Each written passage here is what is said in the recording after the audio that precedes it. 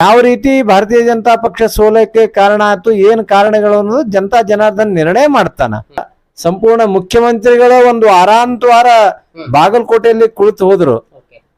ಮತ್ತೆ ಕುರುಡು ಕಾಂಚಾಣದಂತೂ ನಾನು ಮಾತನಾಡೋ ಪ್ರಶ್ನೆ ಇಲ್ಲ, ಇಡೀ ಜಗತ್ ಜಾಹೀರಾಗಿ ಬಿಟ್ಟದ. ಅದು ಕಾಂಚಾಣದ ಪ್ರಭಾವ, ಅದಕ್ಕೇನೋ ಒಂದು ಶಾಸ್ತ್ರ ಐತಿ, ಹಣ ಅಂದ್ರೆ ಹೆಣನು ಬಾಯಿ ತೆಗಿತೈತಿ ಅಂತ ಹೇಳಿ. ಬಾಗಲಕೋಟೆ ಬೈ ಎಲೆಕ್ಷನ್ಗೆ ಸಂಬಂಧಪಟ್ಟಂತೆ ಈಗ ಸದ್ಯಕ್ಕೆ ರಿಸಲ್ಟ್ ಬಂದಾಯ್ತು.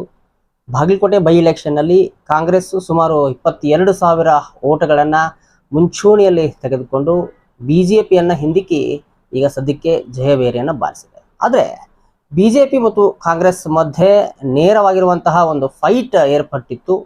ಸೊ ಆದ್ರೆ ವ್ಯತಿರಿಕ್ತ ಅನ್ನುವಂತೆ ಕಾಂಗ್ರೆಸ್ ಮುನ್ನಡೆ ಆಗಿರುವಂಥದ್ದು. ಸದ್ಯಕ್ಕೆ ನಮ್ಮ ಜೊತೆ ಬಾಗಲಕೋಟೆ ಬಿಜೆಪಿಯ ವಕ್ತಾರರಾಗಿರುವಂತಹ ಸತ್ಯನಾರಾಯಣ್ ಹೇಮಾದ್ರಿ ಸರ್ ನಮ್ಮ ಜೊತೆ ಇದ್ದಾರೆ. ಅವ್ರನ್ನ ಮಾತಾಡಿಸ್ತಾ ಹೋಗೋಣ. ನಿಜಕ್ಕೂ ಬಿಜೆಪಿ ಈ ಒಂದು ಸೋಲಿಗೆ ಕಾರಣ ಏನು ಅಥವಾ ಯಾವ್ಯಾವ ವಿಷಯಗಳು ಪರಿಗಣನೆಗೆ ಬರ್ತವೆ ಅನ್ನುವಂಥ ನಿಟ್ಟಿನಲ್ಲಿ ಮಾತಾಡ್ತಾ ಹೋಗೋಣ.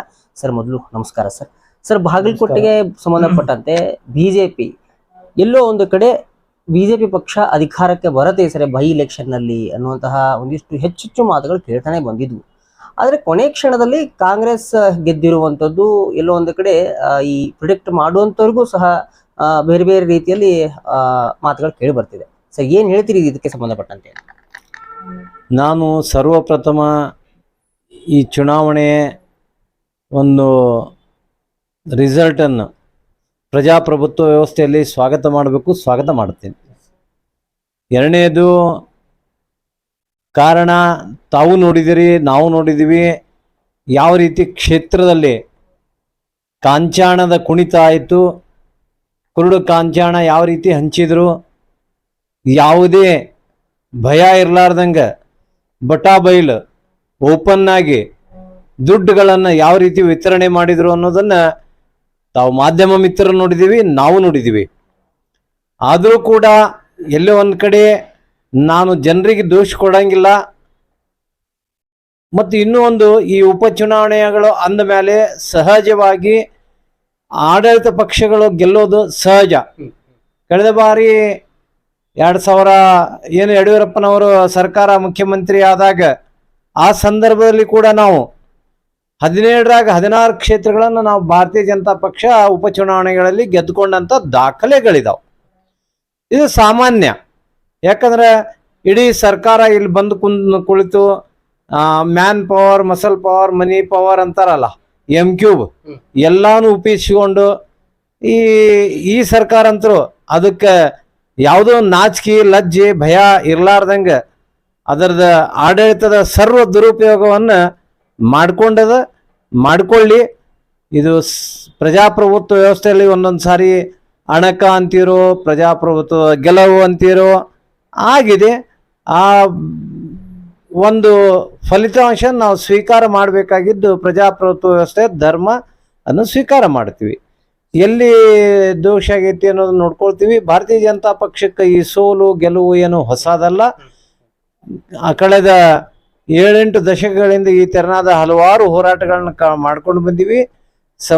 ಸಂದರ್ಭದಲ್ಲಿ ಎಲ್ಲ ಸರಿಯಾದ, ಇವಾಗ ದೇಶದಾಗ ಪಂಚರಾಜ್ಯ ಚುನಾವಣೆ ನಗದು ಅಲ್ಲಿ ಒಂದು ಐತಿಹಾಸಿಕ, ಈ ಭಾರತ ದೇಶದ ಉತ್ತರ ಪ್ರದೇಶ ನಂತರ ನಮ್ಮ ದೇಶದಾಗ 2ನೇ ದೊಡ್ಡ ರಾಜ್ಯ ಆದಂಥ ಪಶ್ಚಿಮ ಬಂಗಾಳದಲ್ಲಿ ಒಂದು ಐತಿಹಾಸಿಕ ಜಯವನ್ನು ನಾವು ಭಾರತೀಯ ಜನತಾ ಪಕ್ಷ ಪಡೆದದ. ಅಸ್ಸಾಂನಲ್ಲಿ ಹ್ಯಾಟ್ರಿಕ್ ಸಾಧನೆ ಆಗಿದೆ. ಪುದುಚೇರಿಯಲ್ಲಿ ಕೂಡ ಸಾಧನೆ ಆಗಿದೆ. ಕೇರಳದಲ್ಲಿ ಪರೋಕ್ಷವಾಗಿಯೋ ಅಪರೋಕ್ಷವಾಗಿಯೋ ಎಡರಂಗವನ್ನು ಕಿತ್ತೊಗೆಯಲ್ಲಿ ಯಶಸ್ವಿಯಾಗಿದ್ದೀವಿ. ಇನ್ನು ತಮಿಳುನಾಡಿನಲ್ಲಿ ಒಂದು ವೋಟ್ ಶೇರಿಂಗ್ ಪರ್ಸೆಂಟೇಜು ತುಂಬ ಅತ್ಯುತ್ತಮವಾಗಿ ಮೂಡಿ ಬಂದದ.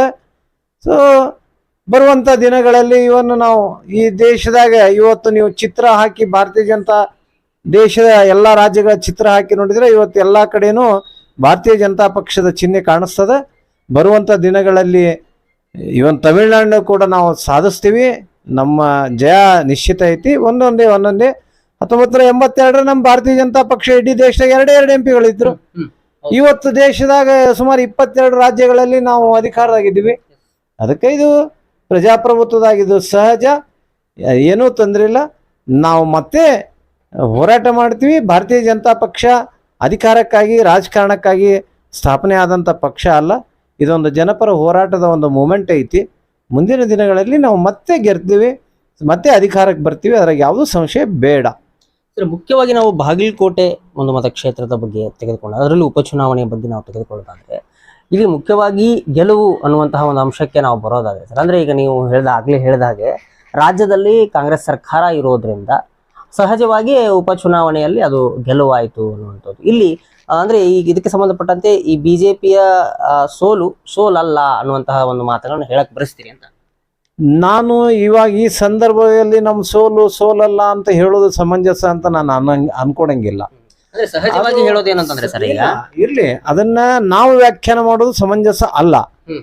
ಅದನ್ನ ಸಾರ್ವಜನಿಕರ ಜನತಾ ಜನಾರ್ದನನ ನಿರ್ಣಯ ಮಾಡಬೇಕು.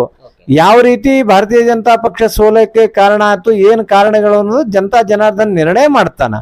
ಜನತಾ ಜನಾರ್ದನ ನಿರ್ಣಯ ಮಾಡೋಣ. ನಾನು ಹೇಳಿದ್ನಲ್ಲ ನಿಮ್ಗೆ, ಈ ಇಡೀ ಆಡಳಿತ ಸಂಪೂರ್ಣ ಮುಖ್ಯಮಂತ್ರಿಗಳ ಒಂದು ವಾರಾಂತವಾರ ಬಾಗಲಕೋಟೆಯಲ್ಲಿ ಕುಳಿತು ಹೋದ್ರು.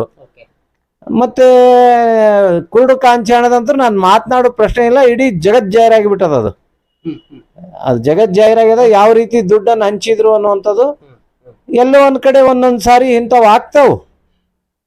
ಕಾಂಚಾಣದ ಪ್ರಭಾವ, ಅದಕ್ಕೇನೋ ಒಂದು ಶಾಸ್ತ್ರ ಐತಿ, ಹಣ ಅಂದ್ರೆ ಹೆಣನು ಬಾಯಿ ತೆಗಿತತಿ ಅಂತ ಹೇಳಿ.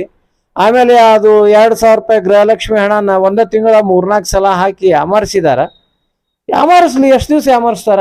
ಆದ್ರೂ ಒಂದು ನಾನು ಈ ಸಂದರ್ಭದಲ್ಲಿ ಹೇಳಿ ಬಯಸ್ತಾ ಇದ್ದೀನಿ, ನೀವು ಮೊನ್ನೆ ಉಪಚುನಾವಣೆ ಸಂದರ್ಭದಲ್ಲಿ ಏನೇನು ಆಶ್ವಾಸನೆಗಳನ್ನು ಈ ಜನರಿಗೆ ಕೊಟ್ಟಿದ್ದೀರಿ, ಆ ಆಶ್ವಾಸನೆಗಳನ್ನು ನೀವು 2 ವರ್ಷದಲ್ಲಿ ಈಡೇರಿಸ್ಬೇಕು. ಇಲ್ಲ ಅಂದ್ರೆ ನಿಮ್ಮನ್ನು 28ರ ಚುನಾವಣೆ ಒಳಗೆ ಜನ ಇದಕ್ಕೆ ನಿಮಗೆ ಪಾಠ ಮಾಡೋದು ನಿಶ್ಚಿತ. ಬಾಗಲಕೋಟೆ ಜನತಾ ಜನಾರ್ದನ ಪ್ರಬುದ್ಧ ವಿಧಾನ ಅಂತ ನಾ ಈ ಸಂದರ್ಭದಲ್ಲಿ ಹೇಳಿ ಬಯಸ್ತಾ ಇದ್ದೀನಿ.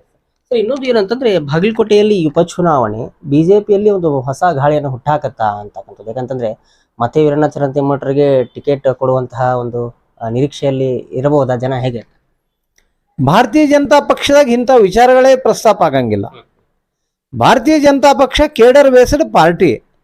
ಯಾವ ಸಂದರ್ಭದಾಗ ಯಾರಿಗೆ ಏನ್ ಮಾಡಬೇಕು, ಯಾವ ಟಿಕೆಟ್ ಕೊಡಬೇಕು, ಯಾರನ್ನ ಅಭ್ಯರ್ಥಿ ಮಾಡಬೇಕು ಅನ್ನುವಂಥದ್ದು ನಮ್ಮ ಪಕ್ಷದಾಗ ಒಂದು ಮುಕ್ತವಾದಂಥ ಒಂದು ಪ್ರಜಾಪ್ರಭುತ್ವ ವ್ಯವಸ್ಥೆ ಐತಿ. ಅದನ್ನು ಪಕ್ಷದ ಹೈಕಮಾಂಡು, ಪಕ್ಷದ ನಾಯಕರು, ಪಕ್ಷದ ಹಿರಿಯರು ಸೂಕ್ತ ಸಮಯದಾಗ ಅದು ಏನ್ ಮಾಡಬೇಕು ಅವ್ರು ಮಾಡೇ ಮಾಡ್ತಾರ. ಆಮೇಲೆ ಭಾರತೀಯ ಜನತಾ ಪಕ್ಷದ ಕಾರ್ಯಕರ್ತರ ಪಕ್ಷ, ಇದು ನಾಯಕರ ಪಕ್ಷ ಅಲ್ಲ. ತಾವೆಲ್ಲ ಮಕ್ಕಳ ಚುನಾವಣೆ ನೋಡಿದ್ದೀರಿ. ಈ ಇಡೀ ದೇಶದಾಗ ಈಗ ಪಶ್ಚಿಮ ಬಂಗಾಳದಾಗ 21ರ ಚುನಾವಣೆಯೊಳಗ ನಮ್ಮ ಭಾರತೀಯ ಜನತಾ ಪಕ್ಷ ಸೋತ ಮೇಲೆ 77 ಸೀಟಿಗೆ ನಾವು ಸೀಮಿತ ಆದ್ಮೇಲೆ ಅಲ್ಲಿ ಮಮತಾ ಬ್ಯಾನರ್ಜಿಯವ್ರ ಸರ್ಕಾರ ಸುಮಾರು 5,000 ಕಾರ್ಯಕರ್ತರು ಮನೆಯ ಬಿಟ್ಟು ಕುಟುಂಬಗಳು, ಕಾರ್ಯಕರ್ತಲ್ಲ, 5,000 ಬಿಜೆಪಿ ಕಾರ್ಯಕರ್ತರ ಕುಟುಂಬಗಳು ಪಶ್ಚಿಮ ಬಂಗಾಳವನ್ನು ತೊರೆದು ಹೋಗ್ಬಿಟ್ರು. ನಮ್ಮಲ್ಲಿ ಇಲ್ಲಿ ಇದ್ದವರು, ನಮ್ಮ ದೇಶದವರು ಅಲ್ಲಿ ನಿರ್ಗತಿಕರಾದ್ರು. ಬಾಂಗ್ಲಾದೇಶದಿಂದ ಬಂದವರು ಅಲ್ಲಿ ಪ್ರಭುತ್ವ ಒಂದು ಏನಂತೀರಿ ನೀವು, ದೌರ್ಜನ್ಯಗಳನ್ನು ಮಾಡಿದ್ರು. ಅದಕ್ಕೆ ಇವತ್ತು ಪಾಠ ಆಯ್ತಲ್ಲ. ಇವತ್ತು 26 ಪಾಠ ಆಯ್ತು ಅದಕ್ಕೆ.